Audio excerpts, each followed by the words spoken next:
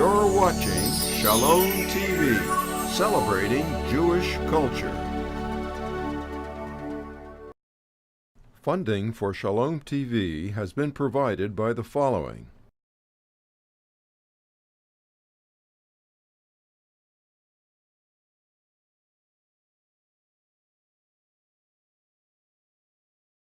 And by viewers like you.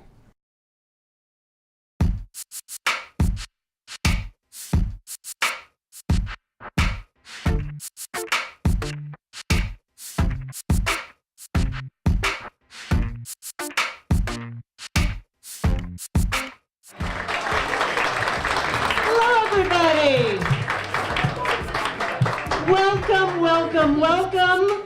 You are here for an amazing night. This is J-Slam. And I am your host for the evening. My name is Ophira Eisenberg, appropriately Jewish. Or as the Israeli that I met on the subway said, Ophira Eisenberg. So let me just describe to you what you're going to be seeing tonight. Tonight we are going to be hearing true stories from people's lives without notes. Real things from their life that they are bringing to the stage that have been crafted into a story and all these people are Jewish, and they're going to be talking in some way about Judaism, but it's a true story from their life that is here for you tonight. And as an added thing, you're going to be hearing these amazing storytellers, and you have these little scorecards. You get to choose which person tonight. There will be one J-Slam winner, and you're going to put a V beside two people's names, and we will tabulate results before the end of the show, and there will be one J-Slampion. All the people that you're going to see today on stage, some of them are artists, most of them are artists, some of them are not.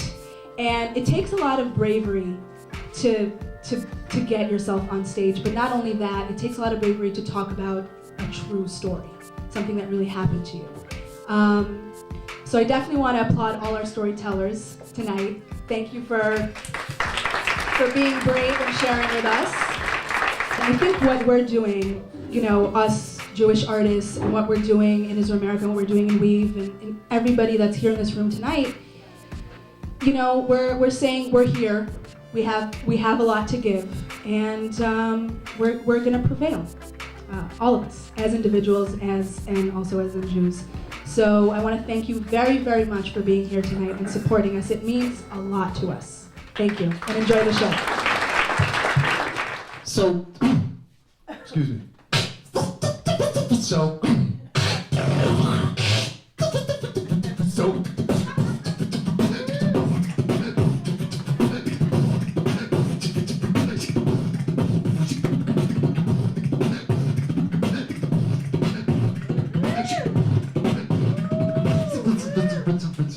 so there I am.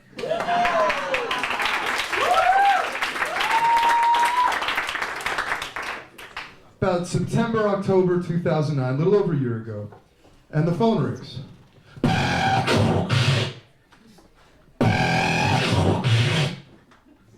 Hello? Hello, is this Jay Stone? Yes. Hi, this is Debbie Goldberg from Birthright Israel. Now, how many of you have heard of Birthright Israel? How many of you have been on Birthright Israel? All right, well, for those of you who don't know, it is a free 10-day trip for Jews 18 to 26 who have never been before, and basically it is a phenomenal opportunity to fully engage in your homeland and be told that your sole purpose in life is to make as many Jewish babies as possible. And it works. So, no Jewish babies yet. I didn't mean to mislead anyone, but I remember coming, on this trip, and I'm she's telling me, your name has been passed to us. We have been told that you've gotten really involved in Israel advocacy since coming back from your trip. Could you just elaborate a little bit and tell us what you did? So I said, sure, Debbie, I'd be happy to. I, joined this Bay Area tribe. I was living in San Francisco at the time, helped coordinate events for young Jews in their 20s and 30s. I got a grant to put on a screening of Unsettled, a documentary about the Israeli disengagement from the Gaza Strip.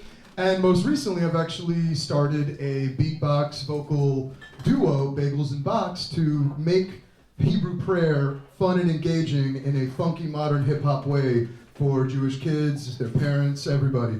And she says, well, this is fantastic. Are you free in January? So I'm thinking she's, got a night that she's, a gala event or something in New York City. So I say, relatively, yeah, traveling the weekend of January 8th, but okay, well, let me give you a call back in a few days. So she calls back. Hello? She says, you've been selected. We're sending a trip of 10 alumni from Birthright back to Israel on another free trip, and we want you to use your story on the floor of the Knesset to explain why the program is so important, how it is allowing Jews from all over the world to reconnect with their heritage. Wow, exactly. I mean, that's sort of exactly what I said. And so here I am pitching myself that I'm about to return to my homeland for now the third time for free, and we all love free stuff. Don't look at me. You know you do too. So it's part of our heritage. So I get on this plane to go back, and it's just an unbelievable experience. We're meeting the Michael Jordan equivalent of the Israeli basketball team. We, as she mentioned, spoke on the floor of the Knesset. And then it's my last night in Israel, and I am performing in front of 10,000 Jews, most of which who are experiencing their homeland for the first time. But also in the crowd were the 3 biggest Jewish donors in the philanthropic world. And then lastly, they announced special guest right before I go on. Ladies and gentlemen, please stand up for our special guest, President Shimon Peres. Yes, exactly. So I am standing there about to go on, and I just have to think for a second, how did I get to this stage right here? So now we back up to February 2007, where I took my first trip. And there's just something, for those of you who have been, when you get on the plane, of mixture of anxiety and, you're so excited, but you're a little nervous. And I happened to go right during there was a recent Israeli-Palestinian conflict in Jerusalem, if anyone remembers when they had the bulldozer drive into the western, around the Western Wall area. And it's just this amazing feeling when you first get there. I remember right before we were about to land, I am passed out, sleeping from too many gold stars on the way over. And this guy wakes me up next to me, and I'm pretty comatose. I come to, and he says, so, what is your name? We've been sitting next to each other for 11 hours, and you don't talk? I said, no, I'm really sorry. I'm here on this program, and we all started drinking in the airport, and yada, yada, yada. So, my apologies, but it's a pleasure to meet you. Oh, no, it's my pleasure. You're coming to my homeland. It is my pleasure to host you. And I'm like, dude, I barely know you, but this is fantastic. And so Moshe starts to tell me his life story. He's sort of a cross between Theodore Herzl and your neighborhood postman, if you can envision what that would look like. And I remember getting, off the plane, and by the time that we had only been speaking for about 15 minutes, this man tells me, if you are in Jerusalem on Shabbat, it would be my pleasure to host you in my home for Shabbat dinner. I mean, this is the man who, if I passed on the streets of Manhattan, would look just like every other stranger. But here is a man that just because we're Jewish and we've been chatting for 15 minutes, he has opened his home to me on Shabbat. So we get off the phone, the trip is phenomenal, and I remember we're at the Western Wall, and I run in, I feel a tap on my shoulder, and he nudges, and I turn around, and it's Moshe from the airplane. And that just is a brief anecdote of how incredible this trip was. So I'm standing in front of my group that has just had such an incredible impact over the past 10 days of my life, and I wanted to give something back to them. And so I looked at them and I said, guys, thank you for such a life-changing experience. I wanted to think of something from me to you, so straight from the bottom of my heart.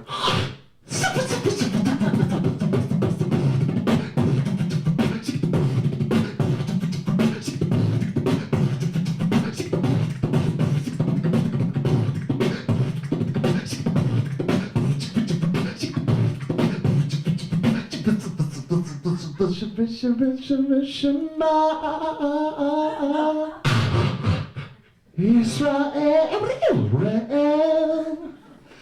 Adonai, Eloheinu, Adonai.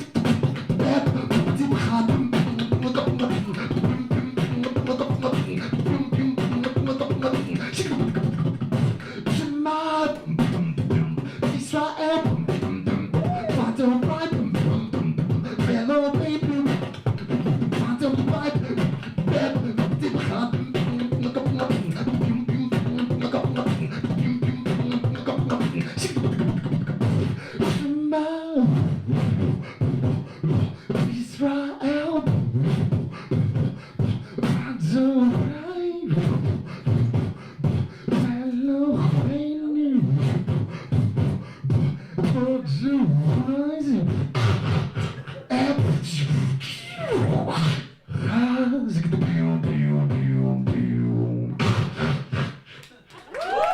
you. Thank you all so much.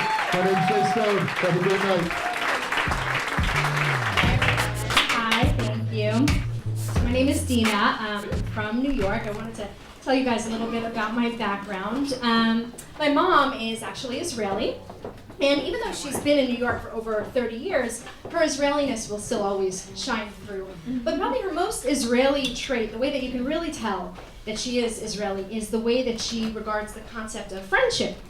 Now, you see, unlike you or I, who view friendship as, a loving bond between two people who mutually respect each other, my mom views friendship as mini business deals. You give me something, I will be your friend.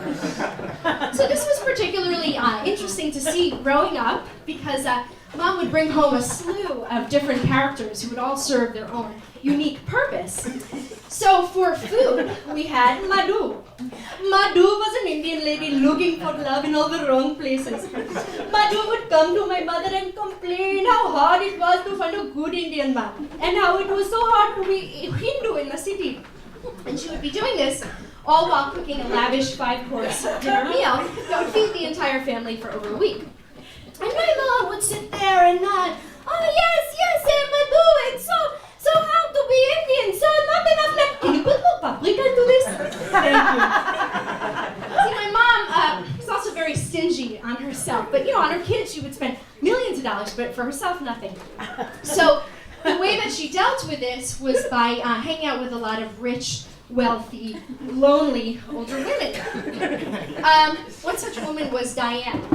Now, Diane was a middle-aged divorcee who had a lot of money and who loved to talk. She talked all the time. She didn't stop talking. She would talk. That's all she would ever do. She would talk. Even if she had nothing to say, she would just talk to my mother. Talk. Now, I had the innate privilege of sitting through one of Diane's diatribes, and I remember wanting to shoot myself in the eye. And it's funny because I would look at my mom, and she's just sitting there nodding and feigning the most sincerest of interest in all Diane had to say. See, because my mom was very, very shrewd. She's a very smart woman. She knew that if she sat there and pretended to listen to all of Diane's jibber-jabbing for just long enough, she would begin to reap the rewards. And reap she did. During probably the 18th conversation they had about Diane's problematic digestive tract, Diane finally relented and she offered Mom the summer home in the Hamptons, to which we've been summering every summer since. So it was good. Probably the most memorable character of my childhood had to be Lutka.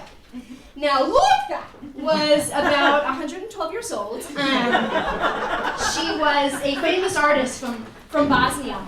And Lutka had one working eyeball. So, she was nice. She was very nice. Very smart woman. She always had, very wise. She always had always little nuggets of wisdom to share with the family. Probably my most favorite one had to be, it's good to eat when you're hungry. Another one that was all-time favorite was, I like taking shits. It was interesting, though, because after her mysterious disappearance and subsequent death, our apartment was suddenly filled with all of her artwork. It was interesting. But you see, so my mom was very shrewd in who she decided to be friends with. Unlike me, I've really never been that picky in who I choose to hang out with, and which is really translated into how I find my potential mates via the internet, or more specifically, J-Date.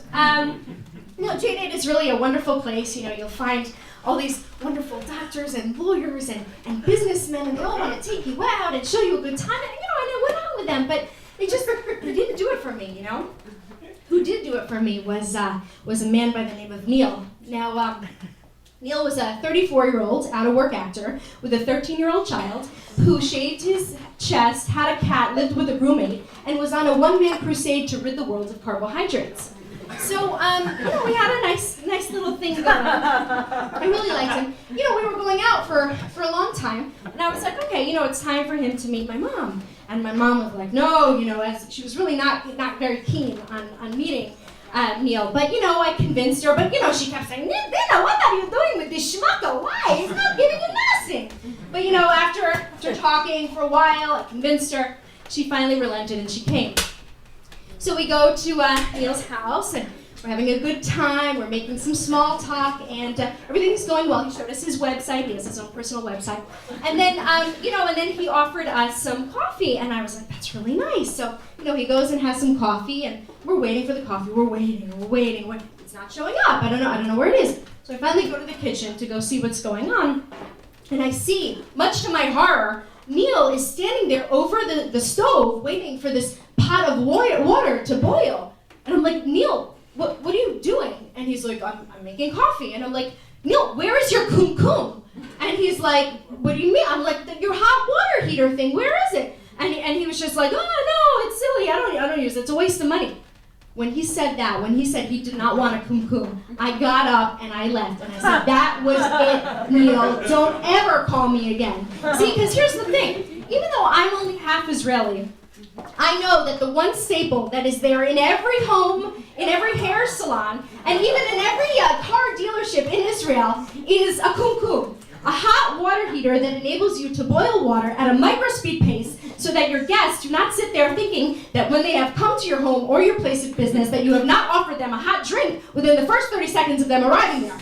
That's very important for Israelis. So here's the thing, although I don't agree with my mom on everything, this is something we agreed upon. And, so I got rid of Neil. The relationship was over, but, I'm still looking for Mr. Right. And I just started talking to a new guy on J-Date. He's really nice. He's actually kind of familiar though. I don't know from where I know him, but he's Bosnian. He grew up in India. He's a great cook. And he has a lot of money. He's divorced, but he has a great art collection. So I'm really looking forward to it. I hope my mom likes him. Fingers crossed. Thanks. I am here to really share with everybody the most personal story that I have with Mom, and I invite you all to kind of be there with me. You see, the year is 1992, and I'm in my office, and I'm a travel agent, and the phones are flying off the hook. And of course I have an emergency. What's a day in the life of an office without an emergency? So I'm getting this ticket ready, and as I'm going to the ticketing counter, there's a brochure that catches my eye. And I pick it up, and it's a trip to Poland for heritage. And my entire childhood, the only thing I heard was stories about the shtetl, Ahaim. And this was a trip that would take me there. So in a nanosecond, I go back, I read the itinerary, and I'm on board. That night I go home and I call my mom and I say, Mom, you are not going to believe this. There's this trip to Poland that I signed up for. It's a heritage tour. And we're going to see all these towns that you had spoken to me about. The Heim, the shtetl, the communities, the Yiddishkeit. And there's a moment of silence. And my mother comes to me and she starts screaming. She says, are you out of your mind? Do you know what it took me to get out of Poland and we're going? Are you insane? And I said, Ma, no, I really do. I need to see this. This is heritage. I really want to know what this was all about. And she said, this is not for you to see. This is not for you to see. I don't want you to ever be there. And I said, Ma, I am going. And she goes, if that's the case, I'm going with. I said, you're going with? Are you out of your mind? Picture my mother, my height, severely diabetic, not exactly the person you want as a roommate. I call her doctor and I say, hey, can she go? And he said, absolutely not. She could really go into diabetic shock. It's not for her to say. And I think I'm off the hook. Okay, Mom, you're off the, this is it, you're not coming. And she calls me and says, no, you don't get it. I'm going. You cannot go on your own. I said, Mom, we're 300 fellow Jews. It's not on my own. And she says, no, I do have to go with you. So we get on the bus and picture us, we land in Poland. We're on the bus, we're driving towards Auschwitz. My mother is grabbing, and I mean grabbing my arm. Her fingers are penetrating into my hand, and she is white and sweating and pale and she's shallow breathing. And we finally arrive, and we get off the bus very, very, very slowly. And of course, the famous scene, we look up and there's that big sign that does say Arbeit macht frei. And my mother grips me harder and harder and says, Rochelle, we are about to enter the gates of hell. Are you sure that we're going to be able to get out? Are you sure? And I said, Mom, it's okay, it's okay. Are you sure? And I said, Mom, we're okay, we can make this. And we go in very, very slowly. She's barely walking, a step at a time, a moment at a time. And she is narrating what went on there. All these stories, the atrocities, the sadness. And at the end of the trip, she literally brings herself to her knees and she looks up to the sky and she starts speaking to her mother. And she says, Mamenu. Wir haben sie uns gekannt verbrennen, Lebendigkeit. How was it possible that they managed to burn us alive? How? And I want you to know that I survived, and I have 3 gorgeous children. And today I came for you to meet your namesake, Rochelle, at Isramerica. Because she now has to be the eyes and the ears to bear witness, because I'm old and I won't be able to do this longer. She is now the voice, because my voice will not be here too much longer. She will be the one that can tell the story now. And I sat there crying and sobbing, and at that very, very moment, I understood what it meant, door by door, generation to generation. I understood what my legacy was. I understood how important that momentary glance at a brochure and how it changed my life, and how proud and honored I was to have experienced that precious, intimate, most loving moment with my mother.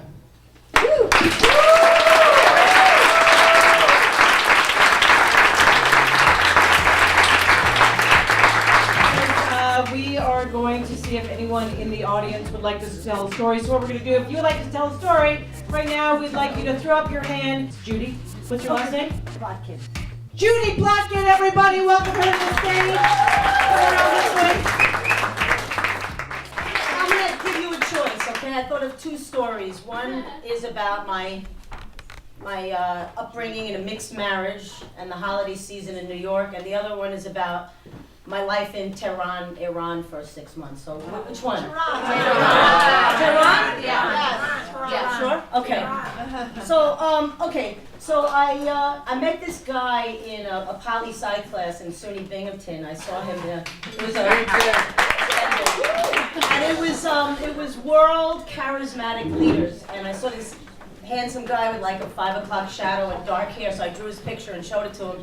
And he was like, would you like to go for a ride with me? And he was Iranian. He was not Jewish. Anyway, the thing lasted for a while, and then college was over. So I went to Tel Aviv with my friend, and he came to visit me in Tel Aviv. And he kind of looked a little Israeli, a little Arab, whatever. We went to Jenin, where the other guy, Jenin, I was in Jenin. How many people have been in Jenin? Me and him. So anyway, we went to a mosque, you know, like usually you go to a mosque when you're in Jenin, and he was praying there, and some people were saying, like, speaking to him in Arabic, and he didn't understand, he speaks Farsi. Then they were speaking to him in Hebrew, and he didn't understand, and then a little trouble almost started, because people thought he was, like, bullshitting them. So we left Jenin, we went back to Tel Aviv and stuff, and hung out a little with my cousins, and then he said, I'm going back to Tehran, you want to come? And I said, okay. So I went to Tehran, you know, what the hell? I went to Tehran, there were flights then, 1978, Tel Aviv to Tehran. So I was in Tehran. Before I went to Tehran, I took him to my father, Aryeh Plotkin, who worked for UJA and Israel Bonds, and my father, instead, he was a little different. Instead of telling me not to go to Iran, he tried to buy a carpet from this guy. He bought a carpet. The carpet is in my house in Westchester. But then, after he bought the carpet, then I was in Tel Aviv, and I had to go to the Swiss embassy, get like a visa to go to Tehran. I went to Tehran, and then I was in Tehran. It was like March, April. My father sends me a letter, and he goes, I know a Seder you can go to. I know a Jewish family there. And I said, okay. And he said, the only thing is, it's a Muslim husband and a Jewish wife and a Muslim wife. And so, it was my first Seder ever where there were 2 wives present, and, Manish Dana Halayla Hazeh, and then, so that went by, and a few months went by, and I taught a little English there, and that was okay too. And then the guy said, look, if you really love me, you would marry me for my green card. And I was like, I don't care. I'll marry you, I don't care. What do you think, I care? So I went to the mullah's office, and he had like this turban on his head, and he was like, just give me your passport. And I was like, you want my passport? And he said, yeah, because if you marry an Iranian, he gets your passport, and he could say, like, when you come or go. So I was like, oh, well, I saw that movie with Sally Field, not that one. And so I'm not doing that, and so I'm going to come back later, but, nice to meet you more. And then I got my passport, and I went, and I said, I'm going back to Tehran, but it was really nice being here in Persia. Was fun. Persian Empire seems like a nice place. And then I said I was going home. So he took me to the airport, but he made me late, and he took me to lunch, and we dropped off my backpack, and the backpack got checked, and if you know anything about, like, El Al, a backpack being checked by an American girl with, like, an Iranian boyfriend, and then she doesn't show up. So I come to the airport late, my backpack is on the tarmac, surrounded by like Israeli security guards and police and like soldiers, and they're like, just unpack your backpack, please. So I'm like, my underwear, my stuff. I take it all out, and they like check everything out, and they go, okay, get on the plane. And I get on the plane, and plane takes off, Tehran to Tel Aviv. I think it was the last flight ever, Tehran to Tel Aviv, because 1 month later they took all those hostages, the American hostages from the embassy, and I just looked down and I thought, just take a look at this place, because you're never going to see this view again for the rest of your life. And that was it.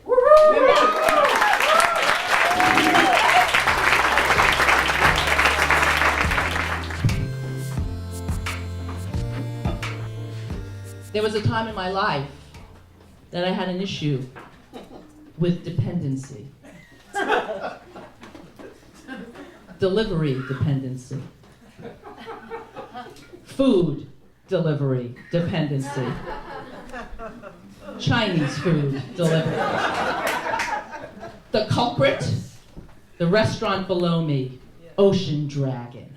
I don't know how it happened, but weeks turned into months, and 2, 3, sometimes 4 times a week, I'd order in the same dish. Yes, hi, healthy special number 7, no chicken, extra shrimp, garlic sauce on side. And I didn't think about it as being a particular problem. That is, until one day. Ocean Dragon, pick up delivery. Delivery, please. What's your address? 881 10. Oh, healthy special number 7, no chicken, extra shrimp, garlic sauce inside. I didn't know what to do. I didn't know how I was supposed to feel. That kind of pathetic popular factor. Kind of pathetic, but then popular. I was no longer one of those nameless, faceless New Yorkers. I had an identity. Healthy special number 7, no chicken, extra shrimp, garlic sauce on side.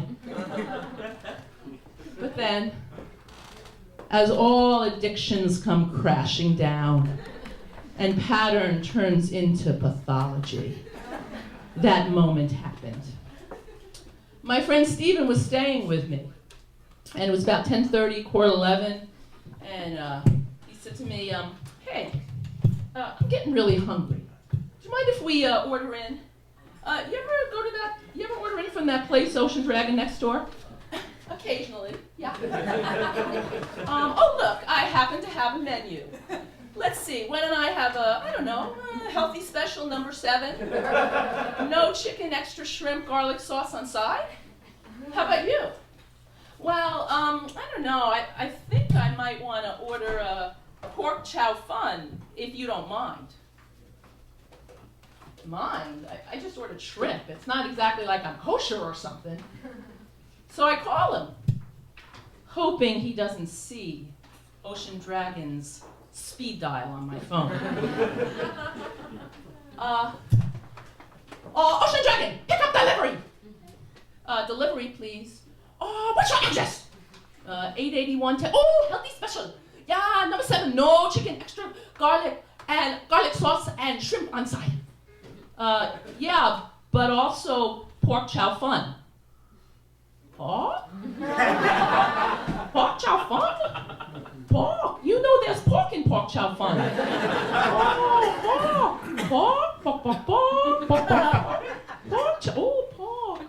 Okay, pork. Oh, pork. Not more than 5 minutes later, the phone rings, in which Stephen turns to me and says, see? They're gonna wonder what kind of goyim you're hanging out with. Goyim, the term for anybody non-Jewish, namely 97% of the entire world population. Stop. Hello? Why? Every night you order a healthy special. Number 7, no chicken, extra shrimp, garlic sauce on side. But tonight, you also order pork chow fun. Why is tonight different than all other nights? All of a sudden, I felt like I was in this surreal Seder setback, where all of a sudden, Mr. Ocean Dragon is asking me the 4 questions. Why? Every night, order healthy special number 7, no chicken, extra shrimp, garlic sauce on side. But tonight, you order also pork chow fun. Why, little pathetic daughter with no life, is tonight different than any other night? Sorry, no, see, the thing is that actually, the pork chow fun is for my friend. Ooh, friend! Oh, it's for her friend. Oh, okay, friend. Oh, okay, bye. Not more than 5 minutes later, a timid knock on the door. I open the door. Young delivery boy, 15, 16 years old at the most. Oh, delivery.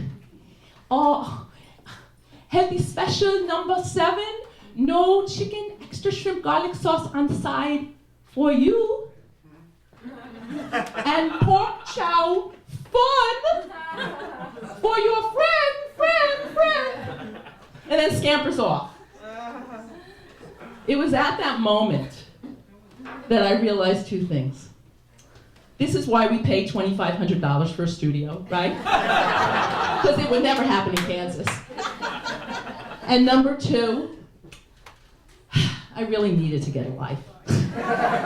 Which thankfully I did. Thank you. He is the founder of Weave, which is a training and workshop that helps you learn how to tell compelling stories. And he is a master storyteller. Please put your hands together for Sariel Beckenstein, everybody.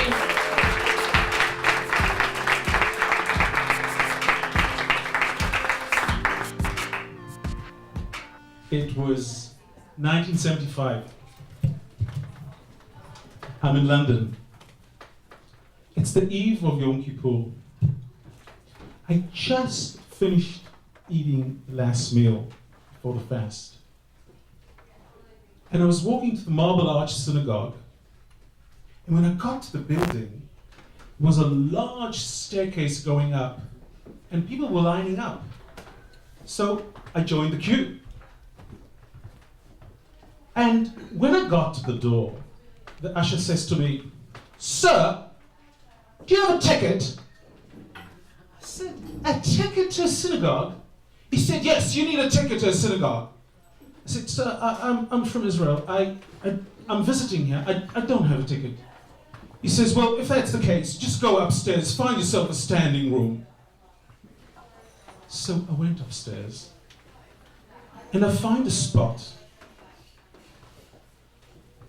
and I reach for my tallis, and I wrap myself just as the cantor started chanting,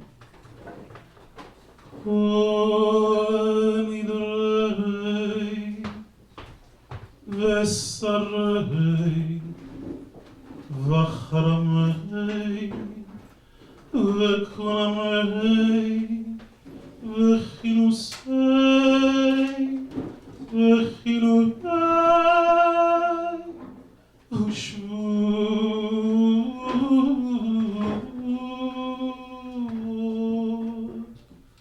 I was shivering. The tears were coming down my face. It's now 1973. I'm in the Israeli army. It's the eve of Yom Kippur. My commander says to us, "You've got 10 minutes. Go and get all your stuff and come back. There's an alert. There may be a war."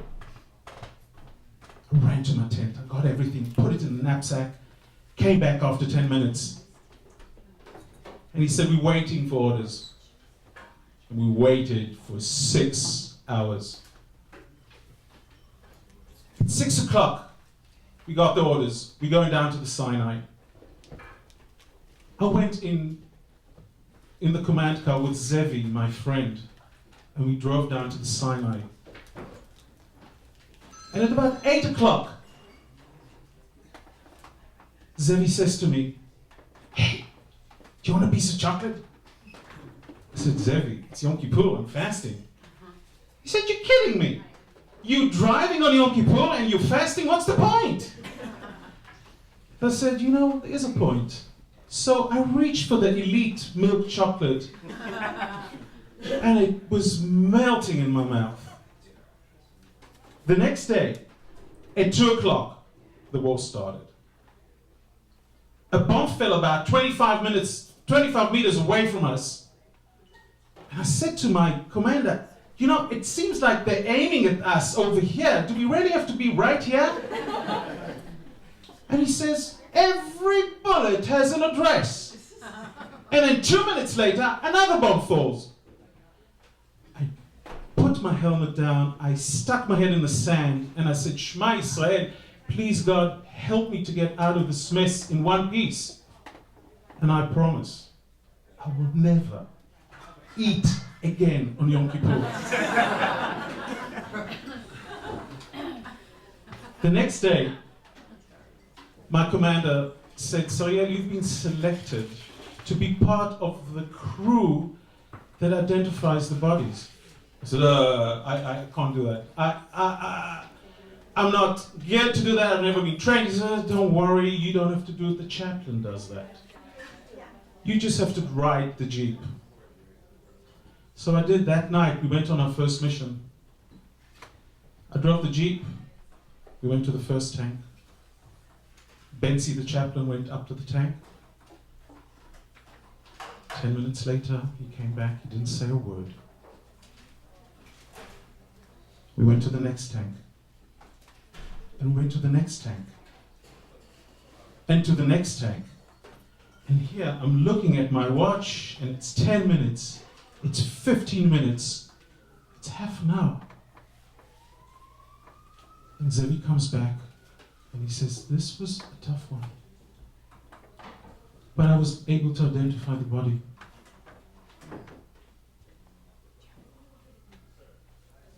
But I've got bad news. I said, "I know, it's Zevi. He said, how'd you know? I said, I had this gut feeling that something happened to him last night when he didn't show up after the fights.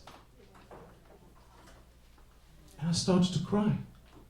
And I was shivering. So Zevi reaches back and takes a talus and he says, here, wrap yourself with the talit. It's now 2009. I'm at the Beit Daniel synagogue in Tel Aviv. It's the eve of Yom Kippur. I find my spot. I take my talus. I wrap myself just as the cantor started chanting, Kol Nidrei. I was crying. I was shivering. I just buried my mother that morning.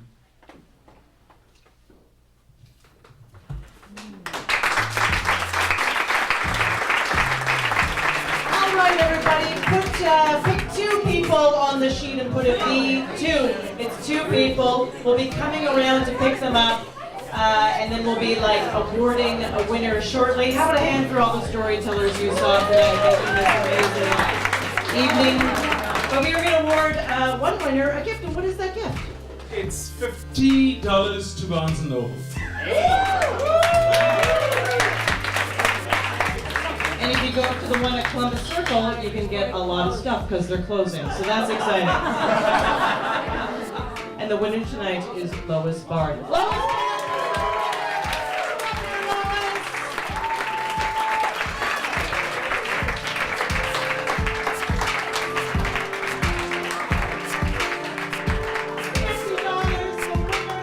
This event is a lot about what Isramerica is about, which is bridging the gap between Israelis and Jewish Americans and just showing the beauty of Israel and Israeli culture and Jewish American culture and just bringing people together, you know, talking about personal stories from the past, stories that are going on right now, and just having a really great time. So thank you for being with us, and we'll see you soon.